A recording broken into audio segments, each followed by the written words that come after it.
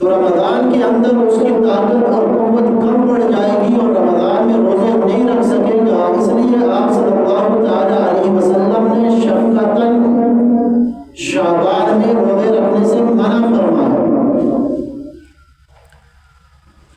उलमाए किराम ने इसकी मुख्तलिफ तौजीहात की हैं। उलमा फरमाते हैं कि आप अलैहिस्सलातु वस्सलाम शाबान के पहले 15 दिन रोजे रखा करते थे और जो ही 15वीं रात होती तो आप अलैहिस्सलातु वस्सलाम रोजे रखना बंद कर देते, यानी आगे जो 14 या 15 दिन बचते हैं उनमें आप अलैहिस्सलातु वस्सलाम का मामूल रोजा रखने का नहीं था।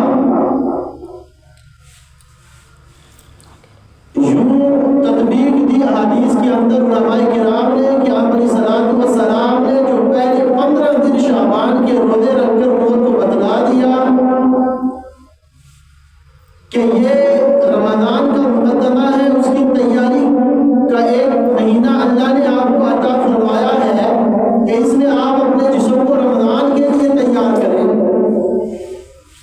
और फिर आखिरी 15 दिन रोजे छोड़कर बतला दिया कि आखिरी 15 दिन रोजे नहीं रखने ताकि आपकी कुव्वत बहाल हो जाए, आपकी ताकत बहाल हो जाए और आप रमजान के लिए तैयार हो जाए।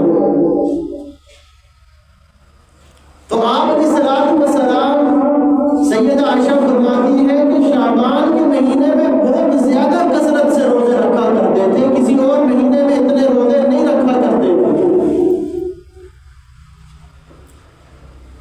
और ये जो रमजान का महीना आ रहा है ये नेकियों के सीजन का महीना है।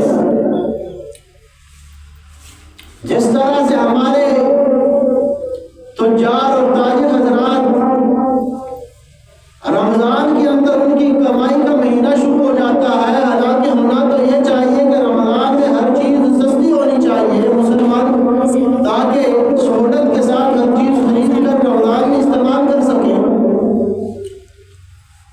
लेकिन चूंकि यहाँ भी पूछने वाला कोई नहीं तो रमजान में जो चीज आम दिनों में 100 रुपए की मिलती है रमजान में 300 रुपए की हो जाती है,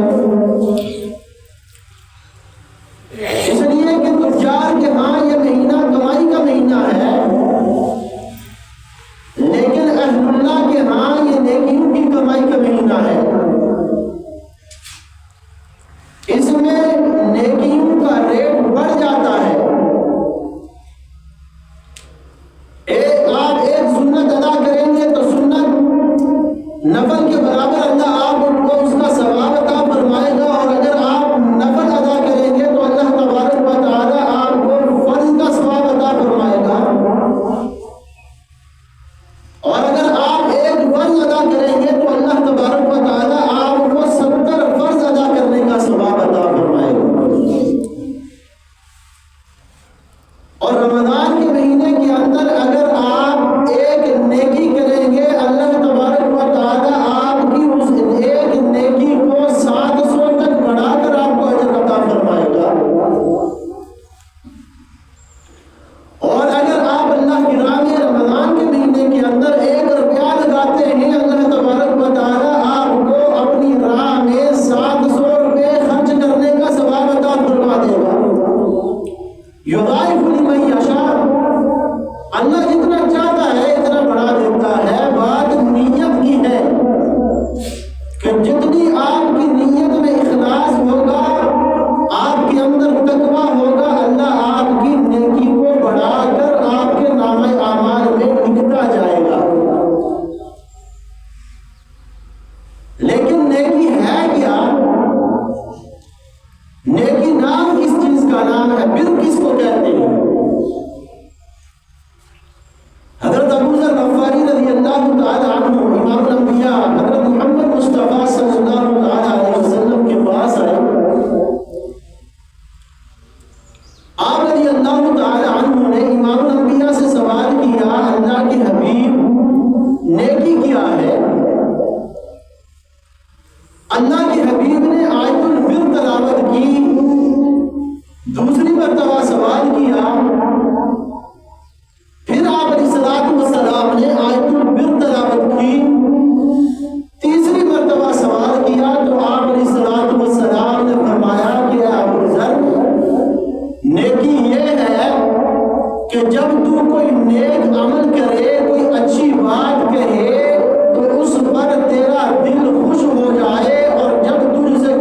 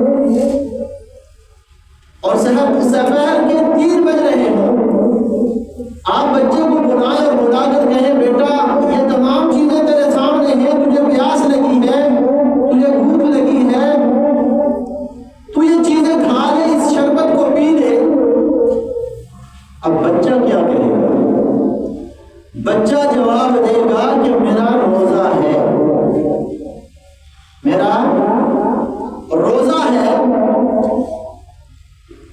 आप बच्चे को कहेंगे कि बच्चे कोई नहीं देख रहा, तू रोजा खा ले, बाद में दूसरों के साथ कह देना मेरा रोजा है। बच्चे का फिर जवाब आएगा, बच्चा कहेगा कि कोई नहीं देख रहा लेकिन अल्लाह देख रहा है।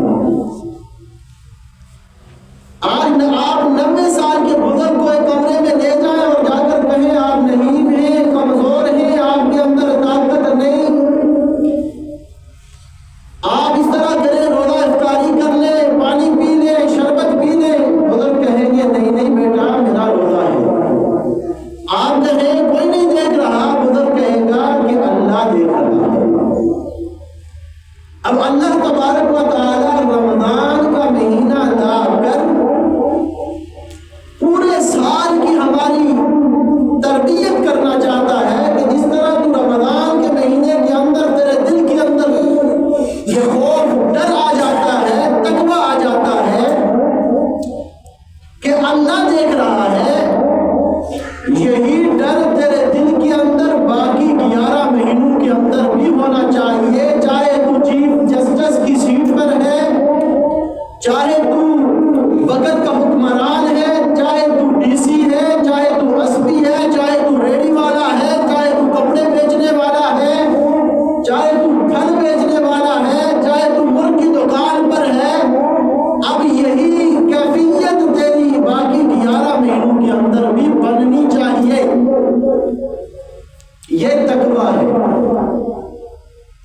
और रोजे का मकसद भी यही अल्लाह तबारक व तआला ने बतलाया कि लअल्लकुम तत्तकून, ताकि तुम्हारे दिल के अंदर अल्लाह का खौफ आ जाए, अल्लाह का डर पैदा हो जाए।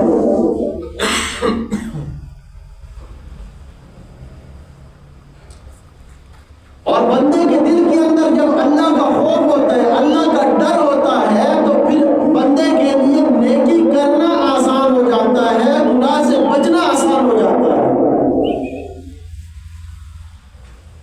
अल्लाह का डर खौफ ना हो, खशियत इलाही ना हो, तो ना बंदा नेकी कर सकता है और ना गुनाह से बच सकता है।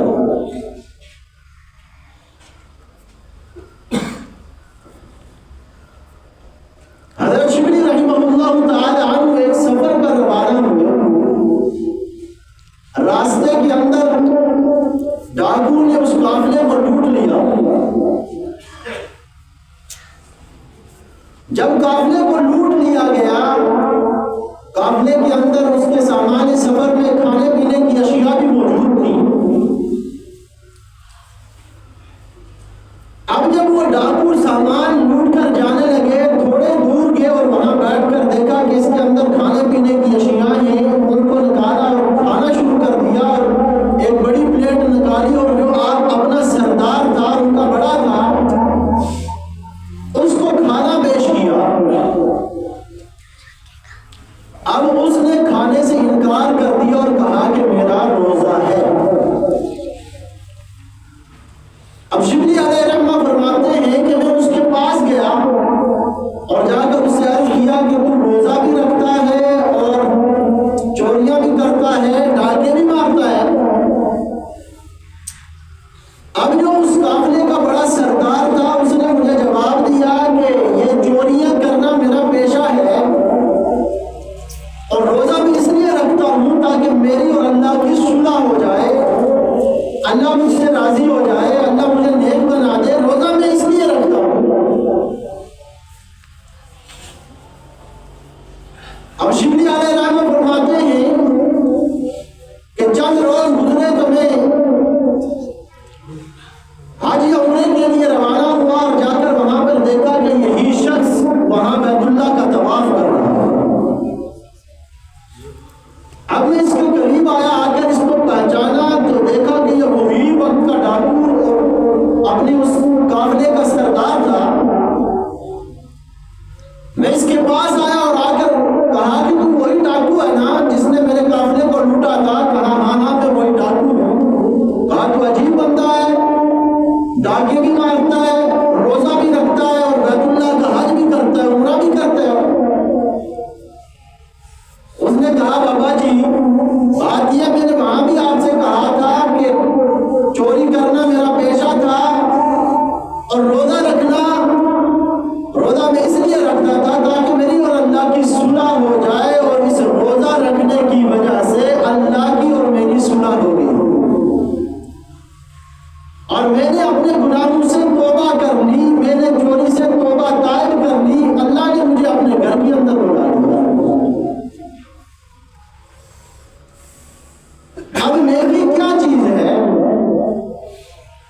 तो अल्लाह तबारक व तआला ने आयत मुबारका के अंदर खुलकर बतला दिया कि नेकी किस चीज का नाम है।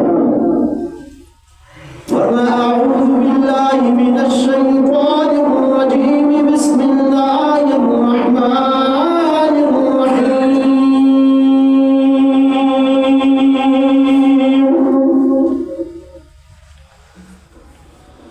लैसल बिर्रा अन तुवल्लू वुजूहकुम क़िबलल मशरिक़ि वल मग़रिब, वलाकिन्नल बिर्रा मन आमन बिल्लाहि वल यौमिल आखिर वल मलाइकति वल किताबि वन नबिय्यीन।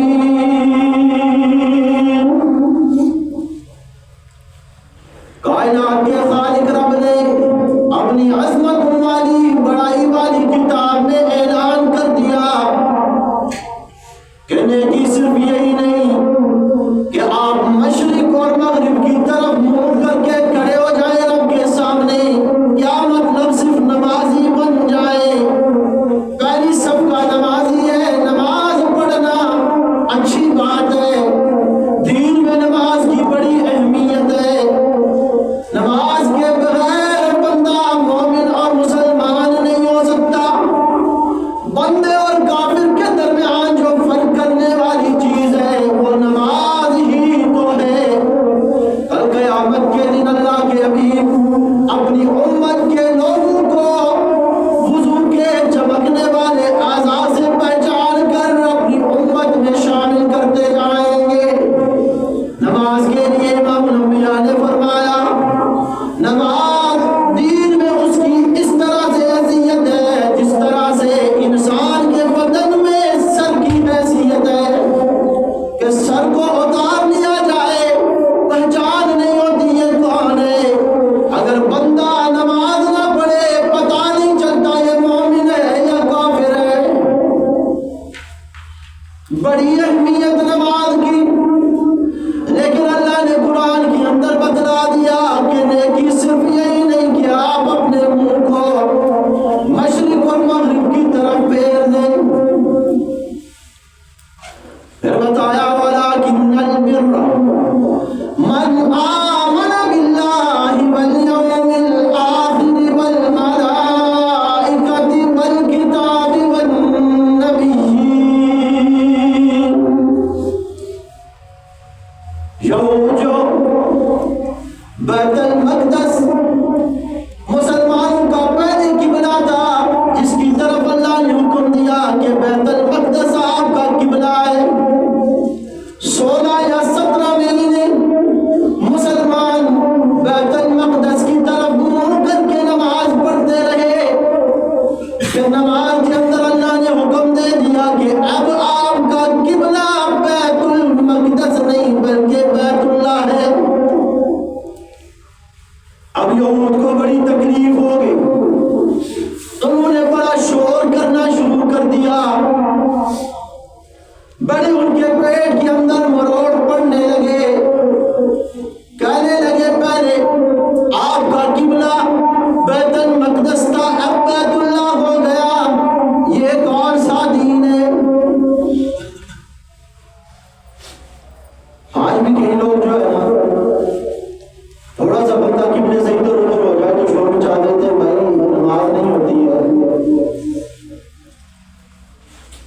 तो एने किबला हो ही नहीं सकता, जीते किबला होता है। किबले की तरफ आपका मुंह होना चाहिए। अब मैं और आप यहाँ पर खड़े हैं, बैतुल्लाह कहाँ पे है? तो अगर हम बैतुल्लाह से थोड़ा सा इधर उधर भी हो गए तो हमारी नमाज हो जाएगी, इसलिए कि हमारी जीत बैतुल्लाह की तरफ, और बैतुल्लाह कोई छोटा सा तो नहीं है, बैतुल्लाह बहुत बड़ा अल्लाह का घर है। तो इसी तरह से यहूद ने भी शोध करना शुरू कर दिया कि ये कौन सा दीन है भाई, कभी बैतुल मक़दस की तरफ मुंह करके नमाज पढ़ते हो, कभी जो है ना बैतुल्लाह की तरफ मुंह कर देते हो। तो अल्लाह ने बताया कि मशरिक और मगरिब ये सब अल्लाह के हैं, जिधर आप मुंह करोगे अल्लाह हर तरफ मौजूद होगा। लेकिन नेकी ये है वलाकिन्नल बिर्रा मन आमन बिल्लाहि वल यौमिल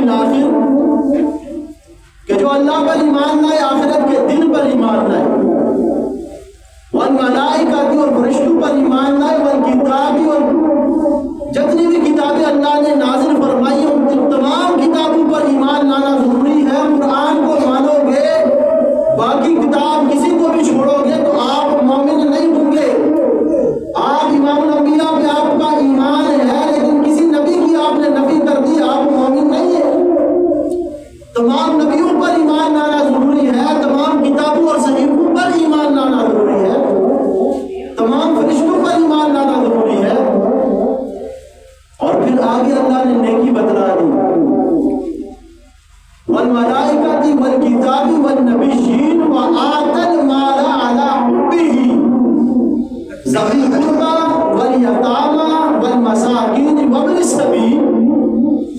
कि अल्लाह ने जो आपको माल अता फरमाया है, जिससे आपको बड़ी मोहब्बत है, और उलमा अजीब बात फरमाते हैं कि हमने जेब भी अपने दिल पे लगवाई हुई है, यहाँ से माल निकालना भी बड़ी मुश्किल बात है। वो आतल माल अला हुब्बिही ज़वील कुर्बा। अब ये जो माल अल्लाह ने आपको अता फरमाया है, इसमें इसके खर्च करने का सबसे बड़ा हक ये है कि आप अपने करीबी अकारीब रिश्तेदारों में देखिए, अगर कोई नादार है, कोई कमजोर है, कोई गरीब आदमी है, तो आप सबसे पहले अपने रिश्तेदार पे खर्च करें। इसलिए कि वहां पे खर्च करने का अल्लाह आपको दोहरा अजर अता फरमाएगा। एक तो अल्लाह आपको माल खर्च करने का सवाब देगा और एक सिला रहमी करने का सवाब अता फरमाएगा। और फिर दूसरा मतलब बता दिया, वल यतामा। अगर आपके इर्द गिर्द कोई यतीम बच्चा रहता है, हम तो यतीमों का माल खाने में लगे हुए हैं, कोई मर जाए, किसी का बाप बेचारा बेटा छोटा हो, अगर वो दुआ ना करवाए तो हम कहते भाई देखो सारी जिंदगी क्यों ना खाने में जाएंगे, दुआ नहीं कराएंगे।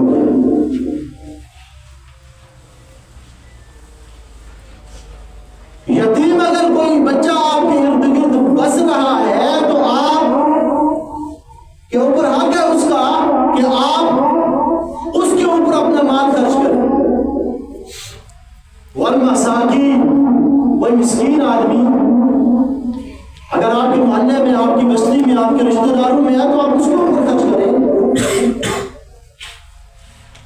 वब्न सबील, और राह चलता हुआ कोई मुसाफिर है कि जिसने कोई सफर शुरू किया, रास्ते में आते हुए उसका ज़ाते राह खत्म हो गया, तब आप अपना माल उसके ऊपर खर्च करें। अब कितने मसरफ बता दिए। वो आतल माल अला हुब्बिही ज़वील कुर्बा वल यतामा वल मसाकीन वब्न सबील। इन तमाम के ऊपर आप अपना माल खर्च कर सकते हैं। और हाँ, जो हमेशा रहने वाला सवाब है आपका, जिसको सदका जारिया कहते हैं, आप कहीं पे पानी का कोई काम करवा दे, कोई कुआं निकलवा दे, कोई खैर का काम कर दे, जिससे चलते हुए मुसाफिर उनको फायदा पहुंचे, या कोई अल्लाह का घर बन रहा हो, वहां पे आप उसकी तामीर में अपना माल लगा दें। हम यहाँ पे अल्लाह का घर बनाकर, कोई पानी का कुआं खुदवा कर, कोई रास्ता बनवा कर यहाँ से रुखसत हो जाएंगे, ना जाने हम कहाँ कहाँ कब्रों में सोए हुए होंगे। अल्लाह इन तमाम चीजों का सवाब हमें वहां पे पहुंचाता रहेगा। अपलंदरी के अंदर दारुल उलूम हजरत शेख यूसुफ रहिमहुल्लाह ताला ने उसकी बुनियाद रखी। और हमारे उस्ताद फरमाया करते थे कि जब शेख यूसुफ रहमतुल्लाहि ताला अलैह ने उसकी बुनियाद रखी तो उस वक्त इतने हालात नहीं थे, तो जब उसकी बुनियाद रखी गई तो वहां की माओ, बहनों, बेटियों ने जब भी वो आटा गूंथने के लिए लाती तो एक प्याली या एक टकोरा सा वो आटे से निकाल कर वो मस्जिद के लिए अलादा कर देती, मदरसे के लिए अलादा कर देती। ये मैंने उसके अंदर हिस्सा डालना है। अब आज वहां पे एक अजीम शान दरसगाह है, जहां से मैं भी पढ़ के फारिग हुआ, न जाने कितने लोग वहां से पढ़कर फारिग तहसील हो गए और मुख्तलिफ जगहों पर दीन का काम कर रहे हैं। और वो मेरी माएँ, बहनें और बेटियां जो आटा गूंथते हुए मस्जिद और मदरसे का हिस्सा अलग करके रखा करती थी, अब ना जाने उनकी कब्रें कहाँ पे हैं, कहाँ पे वो सोई हुई हैं। अब मैं यहाँ पे खैर की बात कर रहा हूँ, दीन की बात कर रहा हूँ, नमाज पढ़ा रहा हूँ, नमाज पढ़ रहा हूँ, कुरान पढ़ रहा हूँ, कुरान पढ़ा रहा हूँ, तरावी के अंदर कुरान सुना रहा हूँ, तो आप क्या कहते हैं, उनको सवाब नहीं पहुंचता होगा। उन्होंने अपना अकाउंट यहाँ पे ओपन करवा दी, चली गई और वहां कब्रों के अंदर जितने भी